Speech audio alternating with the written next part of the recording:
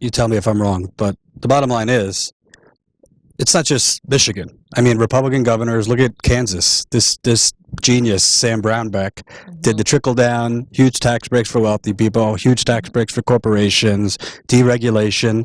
Kansas is a disaster now. But the blueprint seems to be, we've seen it here. They do those things. Then there is a big there's widening of the debt and the deficit. To close that, they cut off public services and try to cut corners, switch to the Flint River or Flint water. And fortunately for other places, it wasn't this big of a disaster like we've seen in Flint, which was the lead crisis. And after the lead crisis, they try to screw you and price gouge more because they have further debt.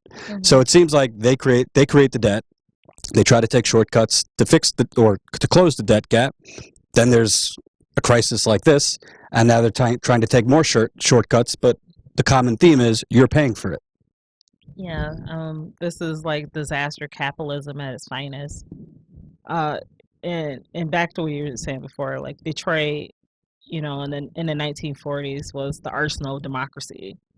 And when you think of Detroit now, I would say that it's kind of like, I would say, ground zero of like these new, I would say, water wars and what austerity looks like in America, because the emergency manager law is basically what austerity looks like in America. And what and Flint is going to be a shining example as we talk about the years. So, like, this is what happens not only when you dismantle democracy in a city, but also when you do not reinvest in urban areas. And our federal policies are all in alignment with sprawl and with these shortcuts. So if we want to really make America great, like, it needs to start with reinvestment in the urban areas and shifting is to caring more about people and not